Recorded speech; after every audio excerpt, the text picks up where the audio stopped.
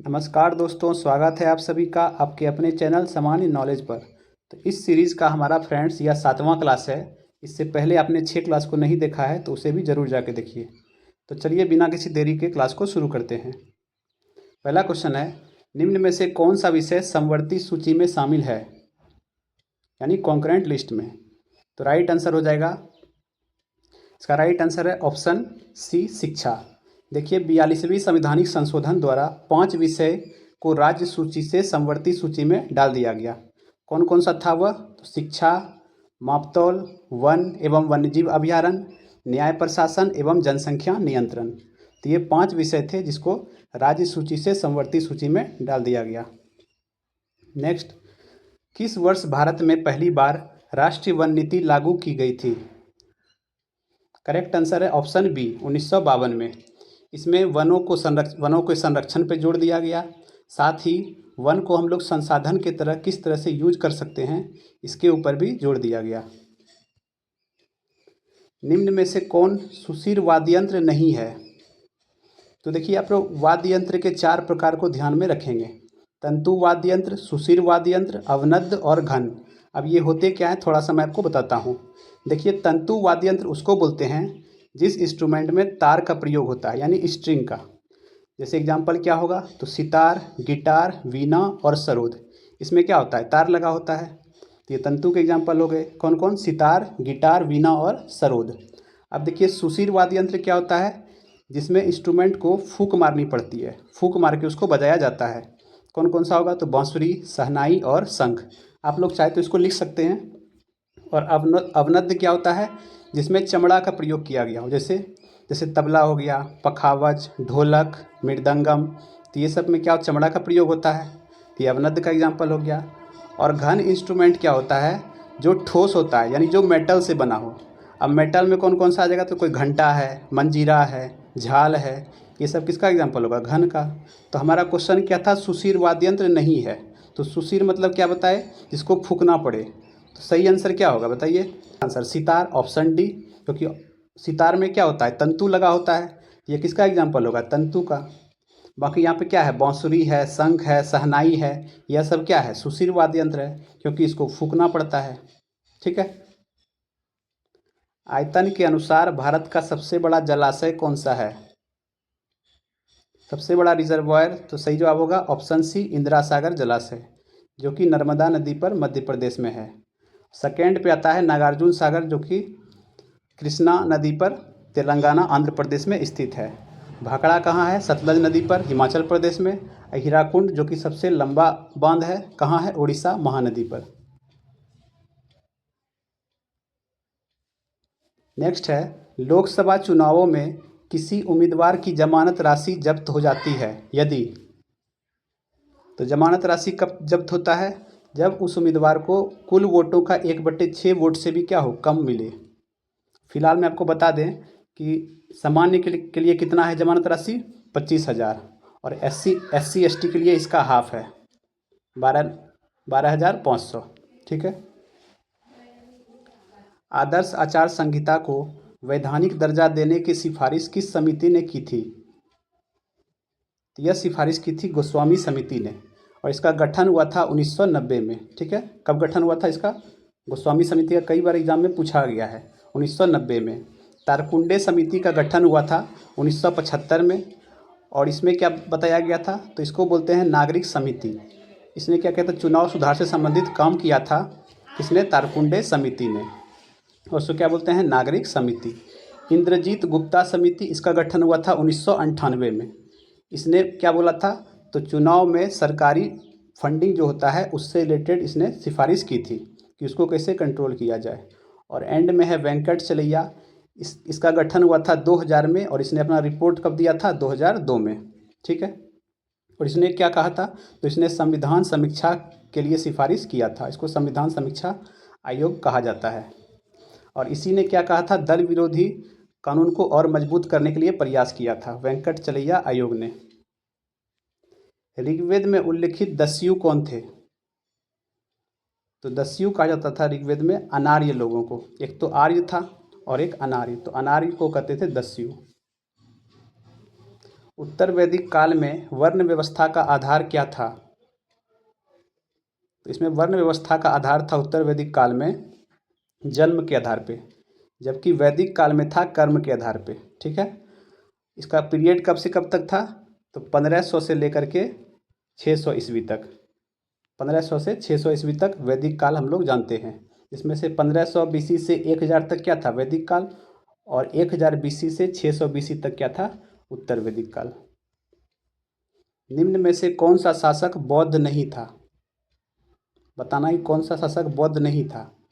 तो देखिए, अशोक ने कलिंग युद्ध के बाद बौद्ध धर्म को अपनाया था। कनिष्क के काल में चौथा बौद्ध संगति हुआ था कुंडलवन कश्मीर में, और इसने महायान शाखा को ज्वाइन किया था। हर्षवर्धन ने भी क्या किया था? बौद्ध धर्म को आश्रय दिया था। जबकि समुद्रगुप्त क्या था? बौद्ध धर्म का कट्टर विरोधी था। यह वैष्णव धर्म का अनुयायी था। ठीक है, तो हमारा आंसर क्या होगा? Option D. संगम काल में मूवेंदर शब्द किसके लिए प्रयुक्त हुआ? तो मूवेंदर कहते थे 3 प्रमुख वंशों को, जिसको संगम वंश कहते थे। कौन कौन था? तो चोल, चेर और पांड्य, इनको बोलते थे। इनके लिए मूवेंदर शब्द यूज किया जाता था। महाबलीपुरम के रथ मंदिर का निर्माण किस शासक ने करवाया? तो राइट आंसर है नरसिंह वर्मन प्रथम, जो कि एक पल्लव शासक था। इसके द्वारा रथ मंदिर का निर्माण करवाया गया था। ठीक है, और नरसिंह वर्मन जो सेकेंड था, इसने क्या बनवाया था? तो इसने कांची तमिलनाडु कैलाश मंदिर था, उसका निर्माण करवाया था। नरसिंह वर्मन सेकेंड ने कांची के कैलाश मंदिर का, और एलोरा के कैलाश मंदिर का निर्माण करवाया था राष्ट्रकूट शासक कृष्ण प्रथम ने। ठीक है, इसको भी ध्यान देंगे। साथ ही ये जो राजा राज चोल है, राजा राज चोल प्रथम, इसने कौन सा मंदिर बनवाया था? बृहदेश्वर मंदिर, तंजौर तमिलनाडु में जो है। ठीक है, राजा राज चोल बृहदेश्वर मंदिर। और नरसिंह वर्मन क्या था? रथ मंदिर। और नरसिंह वर्मन सेकेंड क्या था? कांची का कैलाश मंदिर। और एलोरा का कैलाश मंदिर किसने बनवाया था? तो राष्ट्रकूट शासक कृष्ण प्रथम। बढ़ते हैं आगे। विरूपाक्ष मंदिर, जिसको पट्टदकल बोलते हैं, निर्माण किसने करवाया था? तो विरूपाक्ष मंदिर का निर्माण करवाया था विक्रमादित्य सेकेंड ने, जो कि चालुक्य वंश का था। इसने पल्लवों को हराने के उपलक्ष्य में इस मंदिर का निर्माण करवाया था। शुष्क उष्णकटिबंधीय पर्णपाती वन सामान्यतः कितनी वर्षा वाले क्षेत्रों में पाया जाता है? तो देखिए, पर्णपाती वन 2 तरह का होता है, एक होता है शुष्क, एक होता है आर्द्र। तो शुष्क के लिए जो टेम्परेचर है, वर्षा है, वो डिसाइड है 70 से 100 सेंटीमीटर। इतने वर्षा वाले क्षेत्रों में शुष्क पर्णपाती वन पाया जाता है। जबकि आर्द्र पर्णपाती वन बात करें तो उसके लिए कितना है? 100 से 200 सेंटीमीटर। और सदाबहार वन के लिए कितना है? 200 और उससे अधिक सेंटीमीटर। ठीक है, निम्न में से कौन सा वृक्ष शुष्क उष्णकटिबंधीय पर्णपाती वन का उदाहरण है? ठीक है, यानी ड्राई डेसिडियस फॉरेस्ट का एग्जाम्पल है। तो राइट आंसर है ऑप्शन बी, खैर। खैर क्या है? ड्राई डेसिडियस फॉरेस्ट का एग्जाम्पल। जबकि साल क्या है? मॉइस्ट डेसिडियस फॉरेस्ट का एग्जाम्पल, यानी आर्द्र पर्णपाती वन का। रबड़ क्या है? सदाबहार वन का एग्जाम्पल। और देवदार क्या है? पर्वतीय शंकुधारी वन का एग्जाम्पल। भारतीय वन सर्वेक्षण रिपोर्ट 2023 के अनुसार भारत का कुल वन और वृक्ष यानी जंगल और पेड़ आवरण कितना है? तो ओवरऑल जंगल और पेड़ का बताना है, तो आंसर होगा ऑप्शन सी, 25.17%। इसमें सिर्फ अगर पूछता वन के बारे में यानी जंगल के बारे में तो होता 21.76। सिर्फ पूछता पेड़ के बारे में तो होता 3.41। ओवरऑल होगा तो क्या होगा answer? Option C. Thomas cup किस खेल से संबंधित है? राइट आंसर है थॉमस कप का संबंध है पुरुषों के बैडमिंटन से, ऑप्शन ए। जबकि महिलाओं का बैडमिंटन होता है उबेर कप, और दोनों का मिश्रित रूप से होता है Sudirman cup. Billie Jean King cup किस खेल से संबंधित है? तो इसका संबंध है महिलाओं के टेनिस से, महिला टेनिस से बिली जीन किंग कप। जबकि पुरुषों का टेनिस है डेविस कप। भारत में पंचायती राज की संरचना के अनुसार ब्लॉक यानी प्रखंड स्तर को क्या कहते हैं?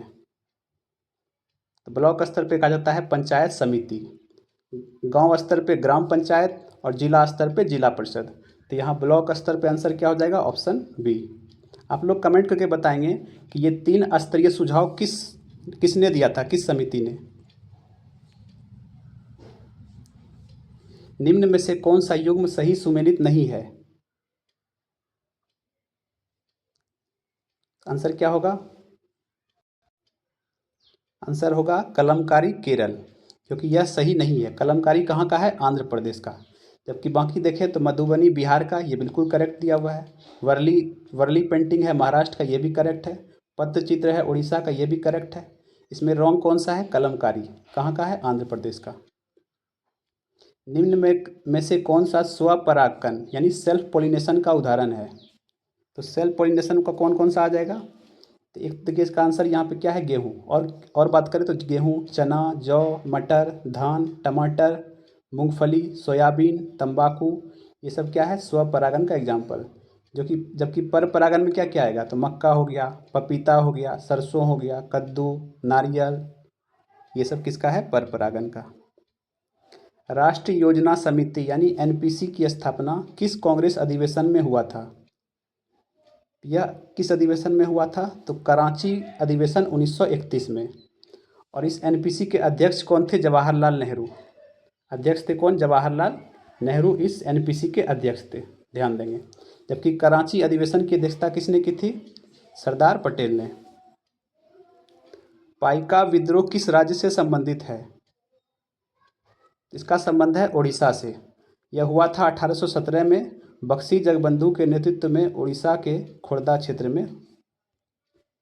1857 विद्रोह में बरेली से नेतृत्व किसने किया था? तो बरेली का नेतृत्व किया था खान बहादुर खान ने। ऑप्शन ए करेक्ट होगा।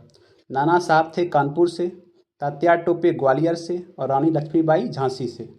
और बेगम हजरत महल कहाँ से थी? अवध से। बंगाल में सेन वंश का संस्थापक कौन था? राइट आंसर है ऑप्शन डी, सामंत सेन। 11वीं शताब्दी में पाल वंश को पराजित करके सामंत सेन ने सेन वंश की स्थापना की थी। संविधान सभा की सलाहकार समिति यानी एडवाइजरी कमेटी के अध्यक्ष कौन थे? एडवाइजरी कमेटी से यहाँ मतलब है कि मौलिक अधिकार, अल्पसंख्यक, आदिवासी और पिछड़े क्षेत्र से संबंधित सलाहकार समिति। तो इसके अध्यक्ष कौन थे? सरदार पटेल। ऑप्शन बी यहाँ पे करेक्ट होगा। अब देखिए इसकी कुछ उप समितियाँ भी थी, जैसे मौलिक अधिकार उप समिति के अध्यक्ष थे जेबी कृपलानी, अल्पसंख्यक उप समिति के अध्यक्ष थे एचसी मुखर्जी, और आदिवासी उप समिति के अध्यक्ष थे एवी ठक्कर। आप इसको नोट कर सकते हैं। तो हमारा 25 क्वेश्चन कंप्लीट हुआ। ये है आपके लिए होमवर्क का प्रश्न कि निम्नलिखित में से कौन सा नवीकरणीय संसाधन नहीं है। ऑप्शन आपके पास हैं, कमेंट करके ज़रूर बताएंगे। वीडियो अच्छा लगा हो फ्रेंड्स तो प्लीज़ वीडियो को एक लाइक ज़रूर करें और शेयर ज़रूर करें। इससे काफ़ी मोटिवेशन मिलती है, काफ़ी मेहनत लगती है इस पूरे वीडियो को तैयार करने में। तो प्लीज़ लाइक करें और सब्सक्राइब करें। धन्यवाद।